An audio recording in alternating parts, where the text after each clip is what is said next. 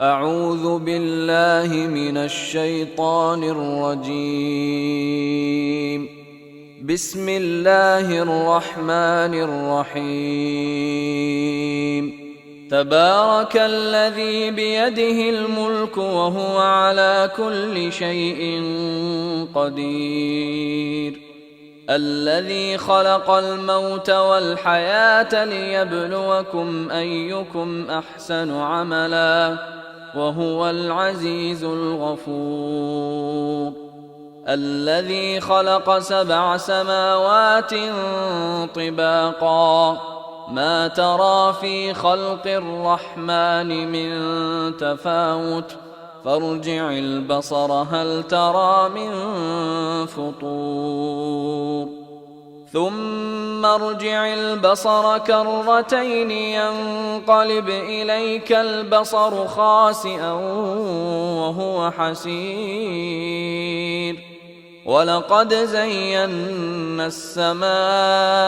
الدنيا بمصابيح وجعلناها رجوما للشياطين وأعتدنا لهم عذاب السعير.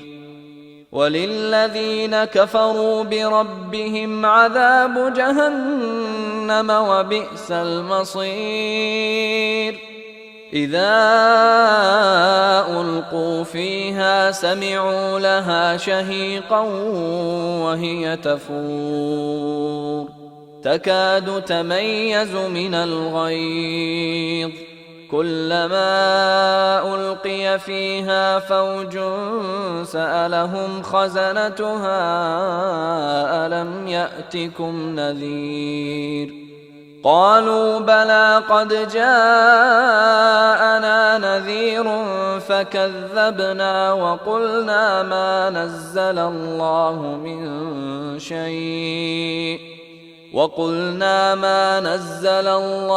من شيء إن أنتم إلا في ضلال كبير. وقالوا لو كنا نسمع أو نعقل ما كنا في أصحاب السعير فاعترفوا بذنبهم فسحقا لأصحاب السعير. إن الذين يخشون ربهم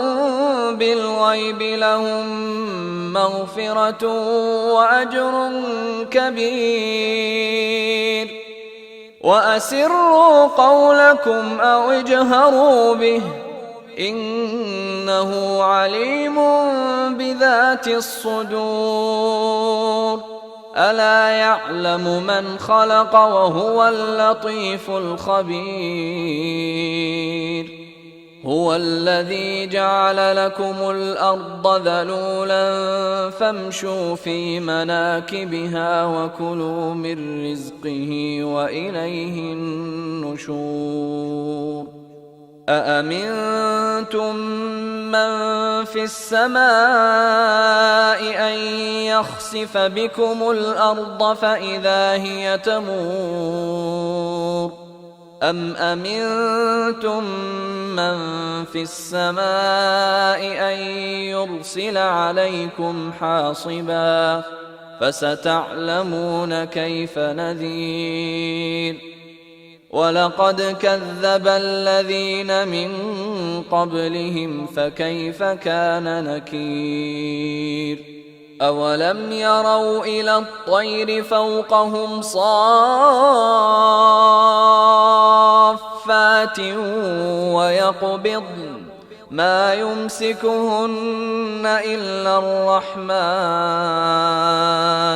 إنه بكل شيء بصير. أمن هذا الذي هو جند لكم ينصركم من دون الرحمن إن الكافرون إلا في غرور. أمن هذا الذي يرزقكم إن أمسك رزقه بل لجوا في عتو ونفور أفمن يمشي مكبا على وجهه أهدى أمن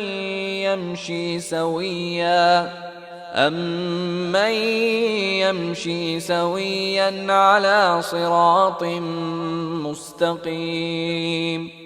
قل هو الذي أنشأكم وجعل لكم السمع والأبصار والأفئدة قليلا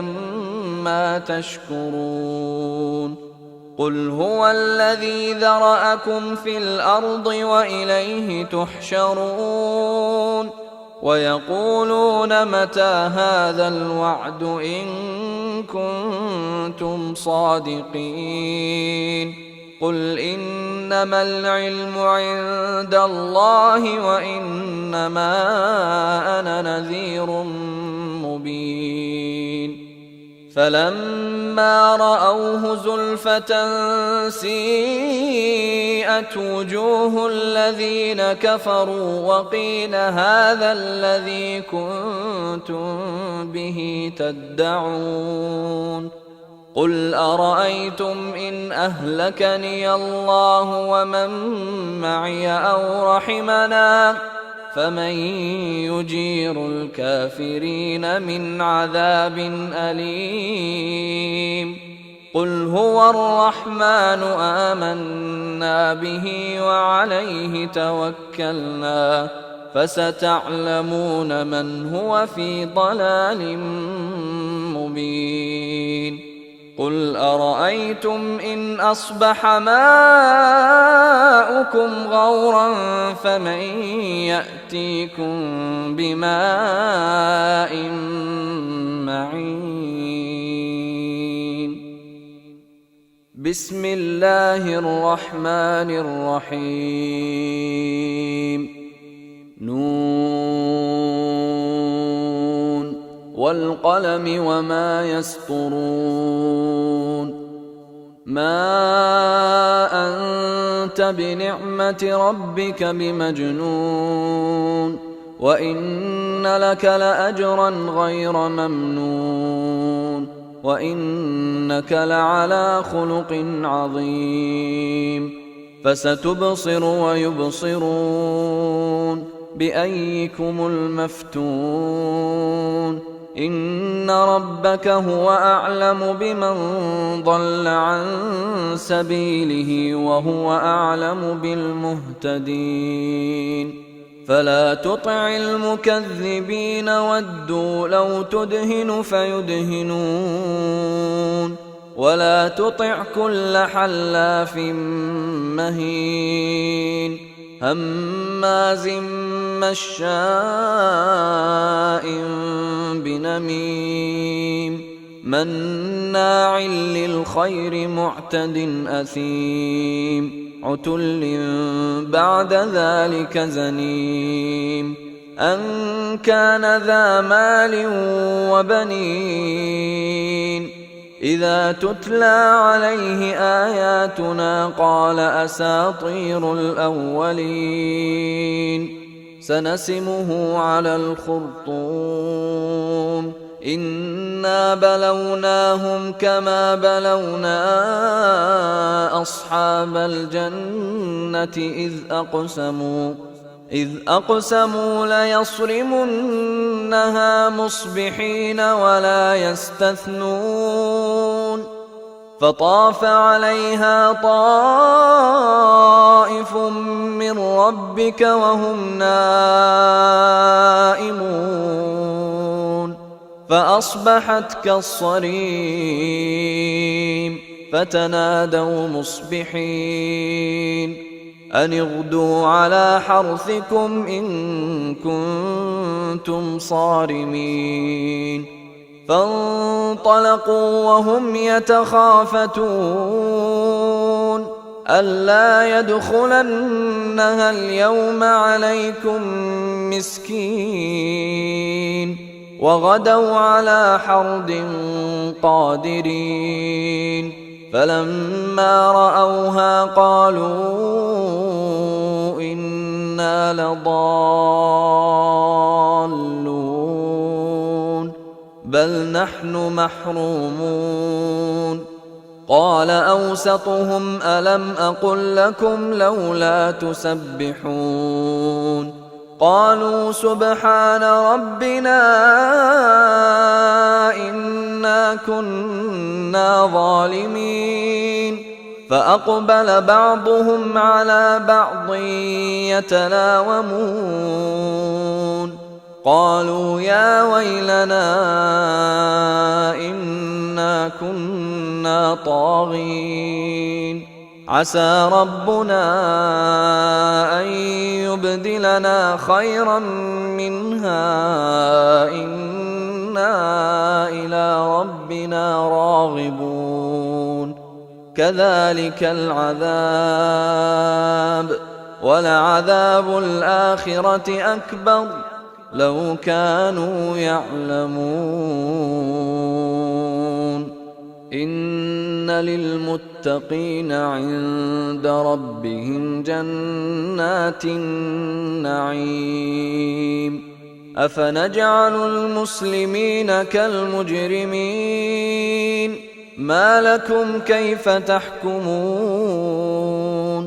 أم لكم كتاب فيه تدرسون؟ إن لكم فيه لما تخيرون. أم لكم أيمان علينا بالغة إلى يوم القيامة إن لكم لما تحكمون. سلهم أيهم بذلك زعيم. أم لهم شركاء فليأتوا بشركائهم إن كانوا صادقين. يوم يكشف عن ساق ويدعون إلى السجود فلا يستطيعون. خاشعة أبصارهم ترهقهم ذلة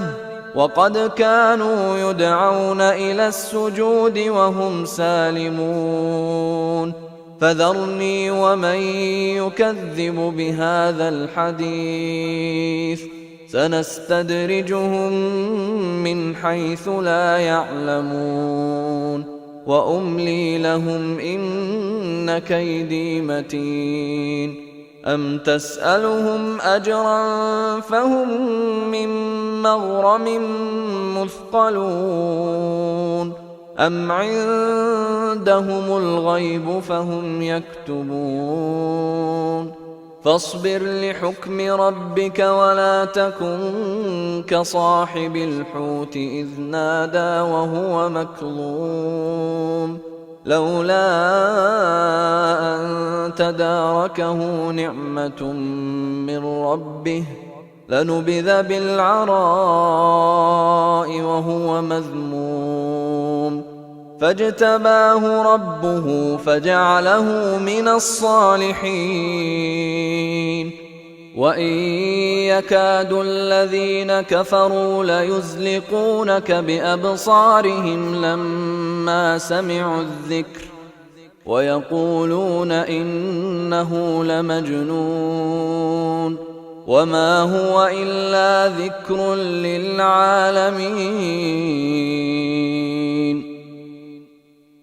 بسم الله الرحمن الرحيم. الحاقة ما الحاقة وما أدراك ما الحاقة كذبت ثمود وعاد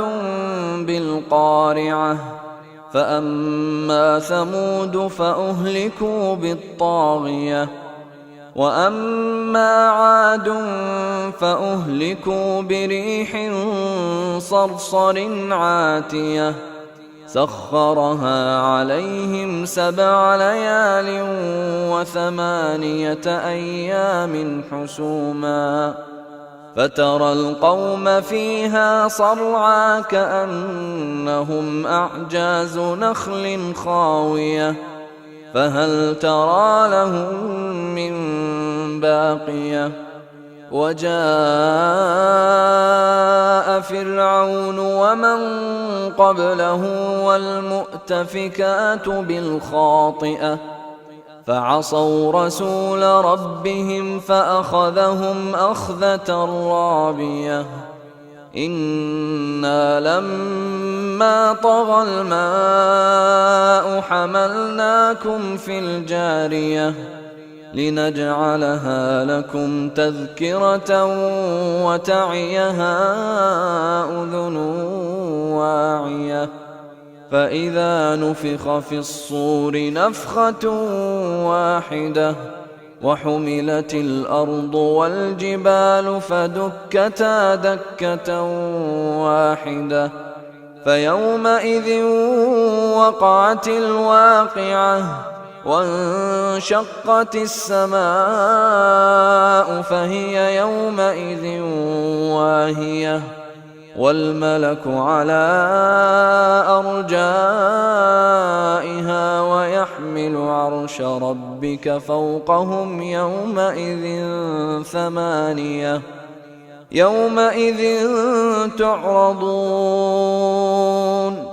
يومئذ تعرضون لا تخفى منكم خافية فأما من أوتي كتابه بيمينه فيقول هاؤم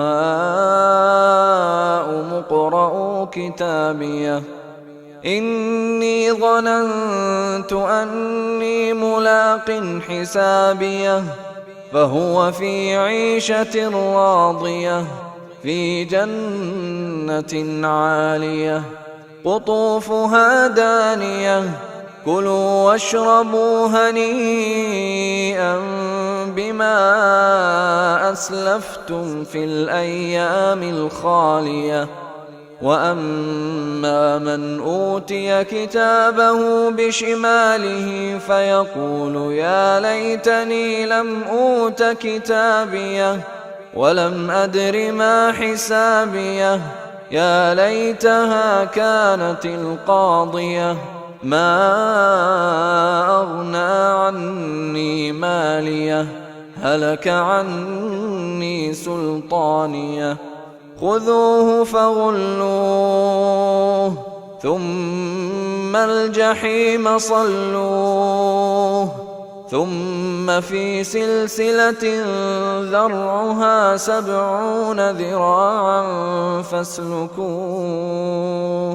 إنه كان لا يؤمن بالله العظيم ولا يحض على طعام المسكين فليس له اليوم هاهنا حميم ولا طعام إلا من غسلين لا يأكله إلا الخاطئون فلا أقسم بما تبصرون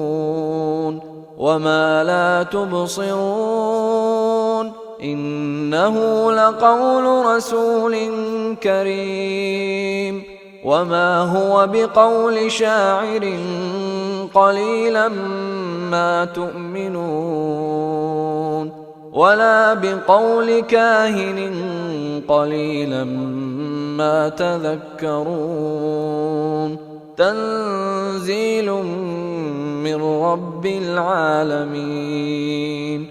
ولو تقول علينا بعض الأقاويل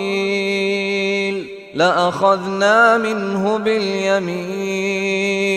ثم لقطعنا منه الوتين فما منكم من أحد عنه حاجزين وإنه لتذكرة للمتقين وإنا لنعلم أن منكم مكذبين وإنه لحسرة على الكافرين وإنه لحق اليقين فسبح باسم ربك العظيم بسم الله الرحمن الرحيم سأل سائل بعذاب واقع للكافرين ليس له دافع من الله ذي المعارج تعرج الملائكة والروح إليه في يوم كان مقداره 50,000 سنة فاصبر صبرا جميلا إنهم يرونه بعيدا ونراه قريبا يوم تكون السماء كالمهل وتكون الجبال كالعهن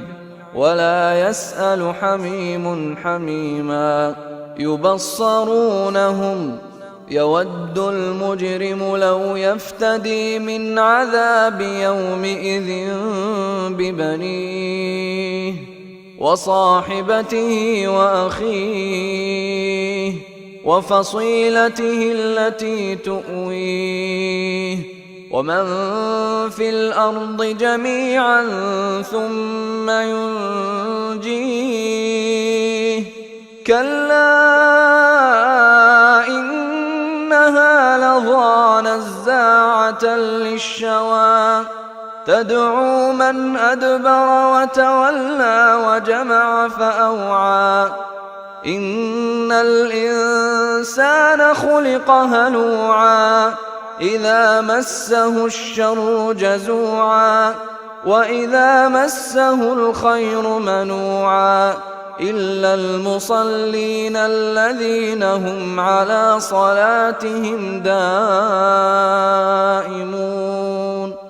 والذين في أموالهم حق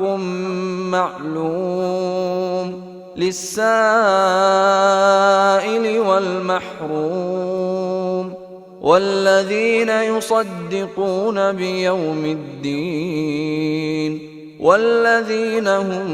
من عذاب ربهم مشفقون إن عذاب ربهم غير مأمون والذين هم لفروجهم حافظون إلا على أزواجهم أو ما ملكت أيمانهم فإنهم غير ملومين فمن ابتغى وراء ذلك فأولئك هم العادون والذين هم لأماناتهم وعهدهم راعون والذين هم بشهاداتهم قائمون والذين هم على صلاتهم يحافظون أولئك في جنات مكرمون فما للذين كفروا قبلك مهطعين عن اليمين وعن الشمال عزين أيطمع كل امرئ منهم أن يدخل جنة نعيم كلا إنا خلقناهم مما يعلمون فلا أقسم برب المشارق والمغارب إنا لقادرون على أن نبدل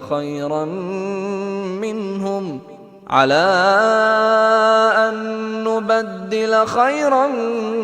منهم وما نحن بمسبوقين فذرهم يخوضوا ويلعبوا حتى يلاقوا يومهم الذي يوعدون يوم يخرجون من الأجداث سراعا كأنهم إلى نصب يوفضون خاشعة أبصارهم ترهقهم ذلة ذلك اليوم الذي كانوا يوعدون.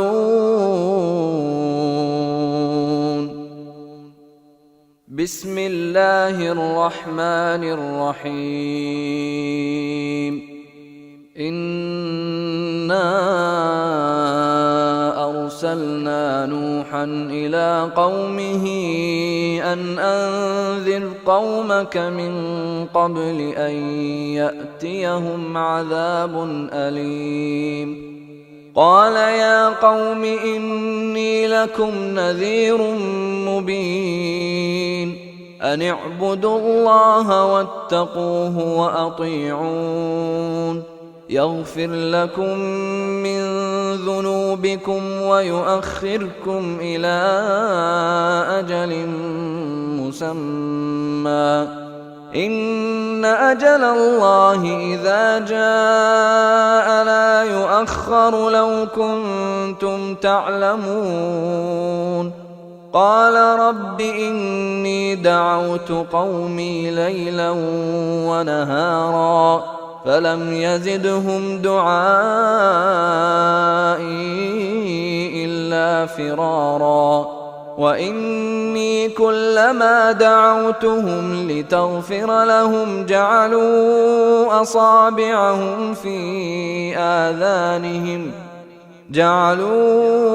أصابعهم في آذانهم واستغشوا ثيابهم وأصروا واستكبروا استكبارا. ثم إني دعوتهم جهارا ثم إني أعلنت لهم وأسررت لهم إسرارا. فقلت استغفروا ربكم إنه كان غفارا. يرسل السماء عليكم مدرارا ويمددكم بأموال وبنين ويجعل لكم جنات ويجعل لكم أنهارا. ما لكم لا ترجون لله وقارا وقد خلقكم أطوارا. ألم تروا كيف خلق الله 7 سماوات طباقا وجعل القمر فيهن نورا وجعل الشمس سراجا. والله أنبتكم من الأرض نباتا ثم يعيدكم فيها ويخرجكم إخراجا. والله جعل لكم الأرض بساطا لتسلكوا منها سبلا فجاجا. قال نوح رب إنهم عصوني واتبعوا من لم يزده ماله وولده إلا خسارا. ومكروا مكرا كبارا وقالوا لا تذرن آلهتكم ولا تذرن ودا ولا سواعا ولا يغوث ويعوق ونسرا وقد أضلوا كثيرا. ولا تزد الظالمين إلا ضلالا. مما خطيئاتهم أغرقوا فأدخلوا نارا فلم يجدوا لهم من دون الله أنصارا. وقال نوح رب لا تذر على الأرض من الكافرين ديارا إنك إن تذرهم يضلوا عبادك ولا يلدوا إلا فاجرا كفارا. رب اغفر لي ولوالدي ولمن دخل بيتي مؤمنا وللمؤمنين والمؤمنات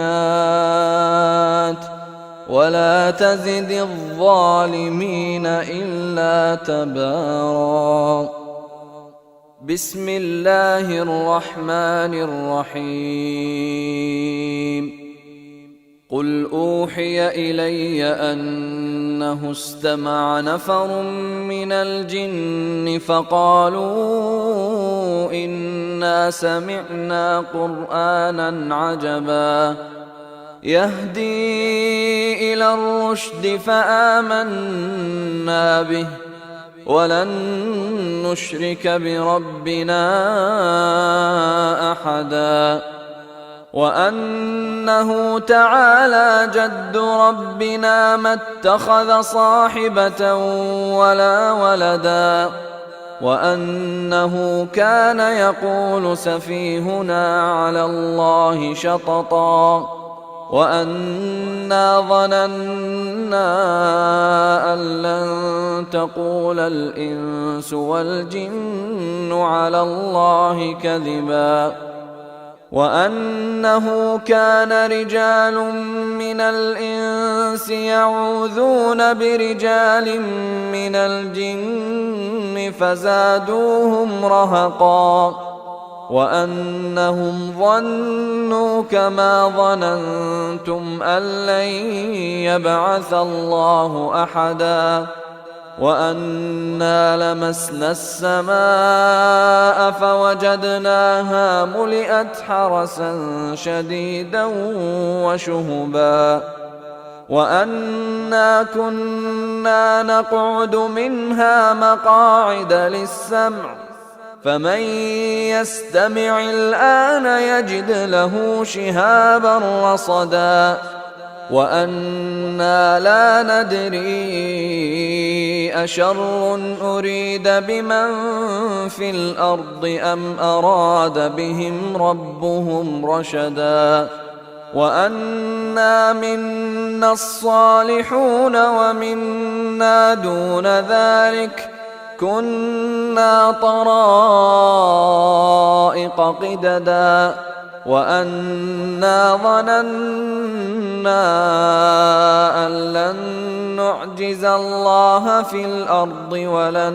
نعجزه هربا وأنا لما سمعنا الهدى آمنا به فمن يؤمن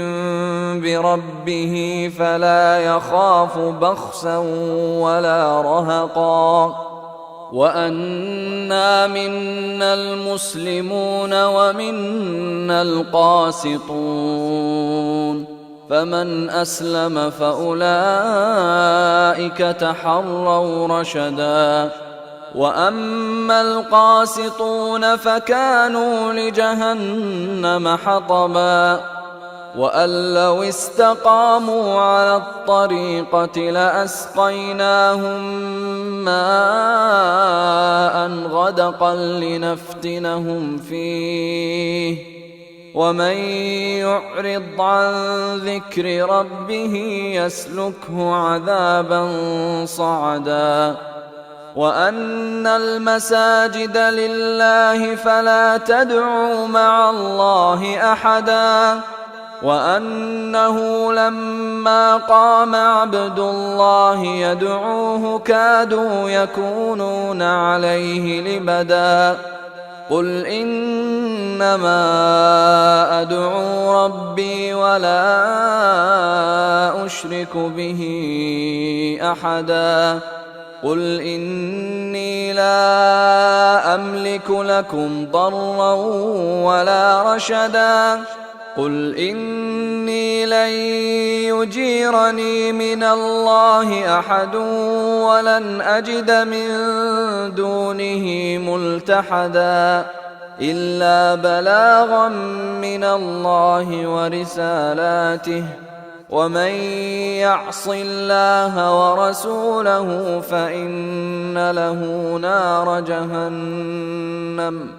فإن له نار جهنم خالدين فيها أبدا حتى إذا رأوا ما يوعدون فسيعلمون من أضعف ناصرا وأقل عددا قل إن أدري أقريب ما توعدون قل إن أدري أقريب ما توعدون أم يجعل له ربي أمدا عالم الغيب فلا يظهر على غيبه أحدا إلا من ارتضى من رسول فإنه يسلك من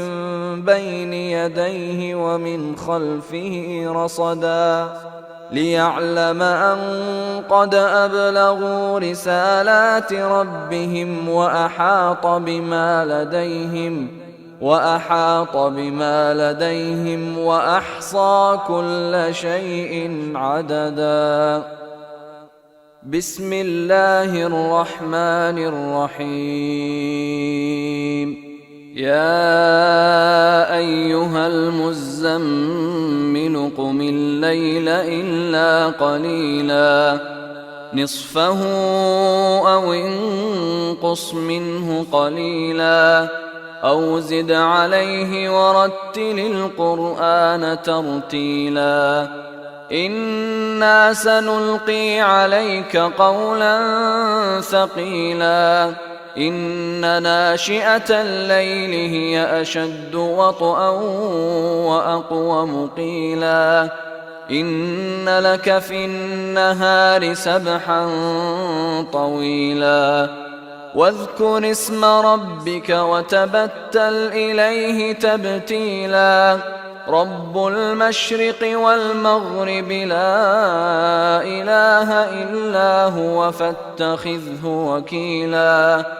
واصبر على ما يقولون واهجرهم هجرا جميلا وذرني والمكذبين أولي النعمة ومهلهم قليلا إن لدينا أنكالا وجحيما وطعاما ذا غصة وعذابا أليما يوم ترجف الأرض والجبال وكانت الجبال كثيبا مهيلا إنا أرسلنا إليكم رسولا شاهدا عليكم كما أرسلنا إلى فرعون رسولا فعصى فرعون الرسول فأخذناه أخذا وبيلا فكيف تتقون إن كفرتم يوما يجعل الولدان شيبا السماء منفطر به كان وعده مفعولا إن هذه تذكرة فمن شاء اتخذ إلى ربه سبيلا إن ربك يعلم أنك تقوم أدنى من ثلثي الليل ونصفه وثلثه وطائفة من الذين معك والله يقدر الليل والنهار علم أن لن تحصوه فتاب عليكم فاقرؤوا ما تيسر من القرآن علم أن سيكون منكم مرضى وآخرون يضربون في الأرض يبتغون من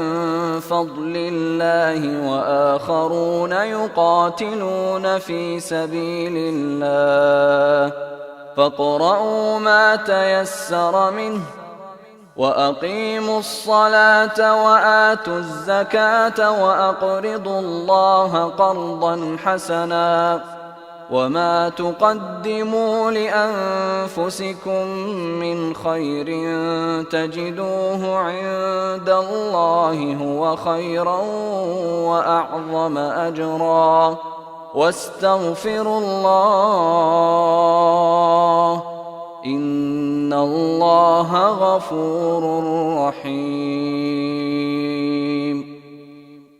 بسم الله الرحمن الرحيم يا أيها المدثر قم فأنذر وربك فكبر وثيابك فطهر والرجز فاهجر ولا تمنن تستكثر ولربك فاصبر فإذا نقر في الناقور فذلك يومئذ يوم عسير على الكافرين غير يسير ذرني ومن خلقت وحيدا وجعلت له مالا ممدودا وبنين شهودا ومهدت له تمهيدا ثم يطمع أن أزيد كلا إنه كان لآياتنا عنيدا سأرهقه صعودا إنه فكر وقدر فقتل كيف قدر ثم قتل كيف قدر ثم نظر ثم عبس وبسر ثم أدبر واستكبر فقال إن هذا إلا سحر يؤثر إن هذا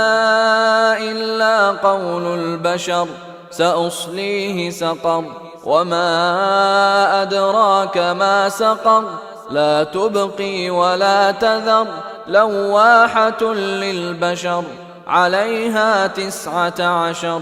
وما جعلنا أصحاب النار إلا ملائكة وما جعلنا عدتهم إلا فتنة للذين كفروا ليستيقن الذين أوتوا الكتاب ويزداد الذين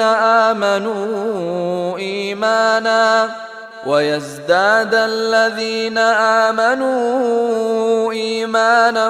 ولا يرتاب الذين أوتوا الكتاب والمؤمنون وليقول الذين في قلوبهم مرض والكافرون ماذا أراد الله بهذا مثلا كذلك يضل الله من يشاء ويهدي من يشاء وما يعلم جنود ربك إلا هو وما هي إلا ذكرى للبشر كلا والقمر والليل إذ أدبر والصبح إذا أسفر إنها لإحدى الكبر نذيرا للبشر لمن شاء منكم أن يتقدم أو يتأخر كل نفس بما كسبت رهينة إلا أصحاب اليمين في جنات يتساءلون عن المجرمين ما سلككم في سقر قالوا لم نك من المصلين ولم نك نطعم المسكين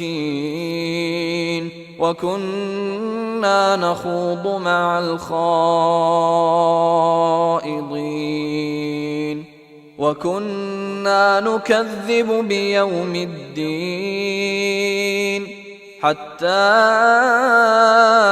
أتانا اليقين فما تنفعهم شفاعة الشافعين فما لهم عن التذكرة معرضين كأنهم حمر مستنفرة فرت من قسورة بل يريد كل امرئ منهم أن يؤتى صحفا منشرة كلا بل لا يخافون الآخرة كلا إنه تذكرة فمن شاء ذكره وما يذكرون إلا أن يشاء الله هو أهل التقوى وأهل المغفرة. بسم الله الرحمن الرحيم. لا أقسم بيوم القيامة ولا أقسم بالنفس اللوامة أيحسب الإنسان أن لن نجمع عظامه بلى قادرين على أن نسوي بنانه بل يريد الإنسان ليفجر أمامه يسأل أيان يوم القيامة فإذا برق البصر وخسف القمر وجمع الشمس والقمر يقول الإنسان يومئذ أين المفر كلا لا وزر إلى ربك يومئذ المستقر ينبأ الإنسان يومئذ بما قدم وأخر بل الإنسان على نفسه بصيرة ولو ألقى معاذيره لا تحرك به لسانك لتعجل به إن علينا جمعه وقرآنه فإذا قرأناه فاتبع قرآنه ثم إن علينا بيانه كلا بل تحبون العاجلة وتذرون الآخرة وجوه يومئذ ناظرة إلى ربها ناظرة ووجوه يومئذ باسرة تظن أن يفعل بها فاقرة كلا إذا بلغت التراقي وقيل من راق وظن أنه الفراق والتفت الساق بالساق إلى ربك يومئذ المساق فلا صدق ولا صلى ولكن كذب وتولى ثم ذهب إلى أهله يتمطى أولى لك فأولى ثم أولى لك فأولى أيحسب الإنسان أن يترك سدى ألم يك نطفة من مني يمنى ثم كان علقة فخلق فسوى فجعل منه الزوجين الذكر والأنثى أليس ذلك بقادر على أن يحيي الموتى. بسم الله الرحمن الرحيم. هل أتى على الإنسان حين من الدهر لم يكن شيئا مذكورا إنا خلقنا الإنسان من نطفة أمشاج نبتليه فجعلناه سميعا بصيرا إنا هديناه السبيل إما شاكرا وإما كفورا إنا أعتدنا للكافرين سلاسل وأغلالا وسعيرا إن الأبرار يشربون من كأس كان مزاجها كافورا عينا يشرب بها عباد الله يفجرونها تفجيرا يوفون بالنذر ويخافون يوما كان شره مستطيرا ويطعمون الطعام على حبه مسكينا ويتيما وأسيرا إنما نطعمكم لوجه الله لا نريد منكم جزاء ولا شكورا إنا نخاف من ربنا يوما عبوسا قمطريرا فوقاهم الله شر ذلك اليوم ولقاهم نضرة وسرورا وجزاهم بما صبروا جنة وحريرا متكئين فيها على الأرائك لا يرون فيها شمسا ولا زمهريرا ودانية عليهم ظلالها وذللت قطوفها تذليلا ويطاف عليهم بآنية من فضة وأكواب كانت قوارير من فضة قدروها تقديرا ويسقون فيها كأسا كان مزاجها زنجبيلا عينا فيها تسمى سلسبيلا ويطوف عليهم ولدان مخلدون إذا رأيتهم حسبتهم لؤلؤا منثورا وإذا رأيت ثم رأيت نعيما وملكا كبيرا عاليهم ثياب سندس خضر واستبرق وحلوا أساور من فضة وسقاهم ربهم شرابا طهورا إن هذا كان لكم جزاء وكان سعيكم مشكورا إنا نحن نزلنا عليك القرآن تنزيلا فاصبر لحكم ربك ولا تطع منهم آثما أو كفورا واذكر اسم ربك بكرة وأصيلا ومن الليل فاسجد له وسبحه ليلا طويلا إن هؤلاء يحبون العاجلة ويذرون وراءهم يوما ثقيلا نحن خلقناهم وشددنا أسرهم وإذا شئنا بدلنا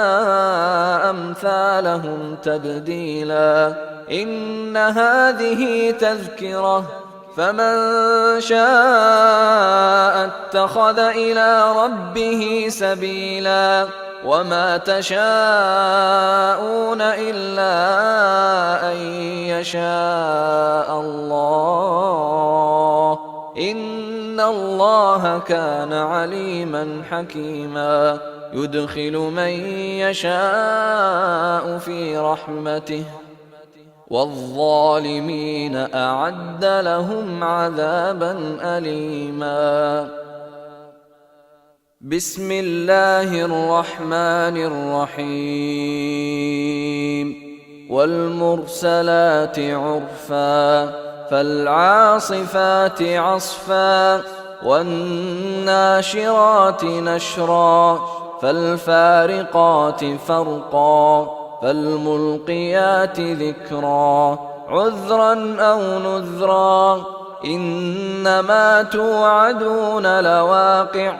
فإذا النجوم طمست وإذا السماء فرجت وإذا الجبال نسفت وإذا الرسل أقتت لأي يوم أجلت ليوم الفصل وما أدراك ما يوم الفصل ويل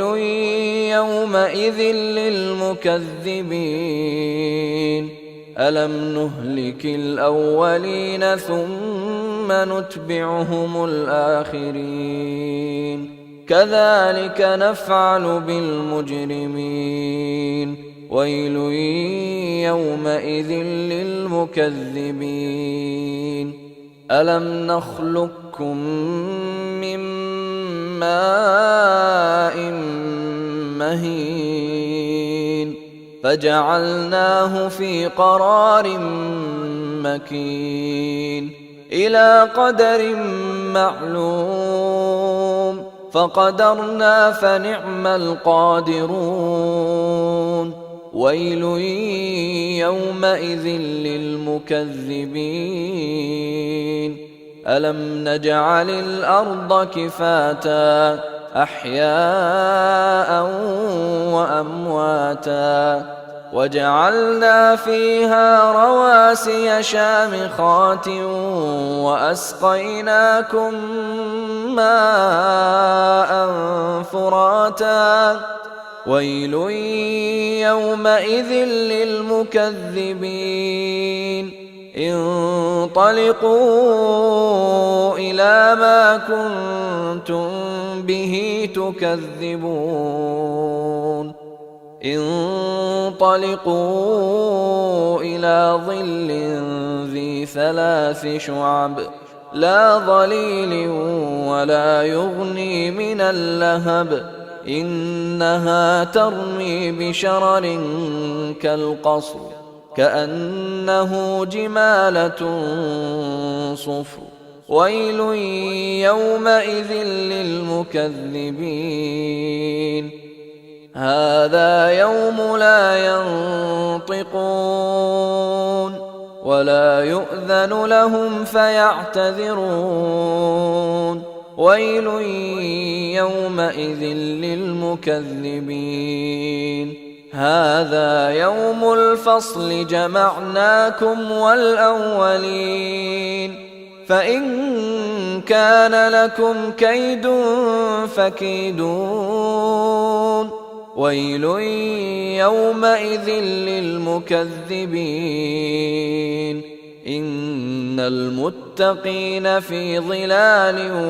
وعيون وفواكه مما يشتهون كلوا واشربوا هنيئا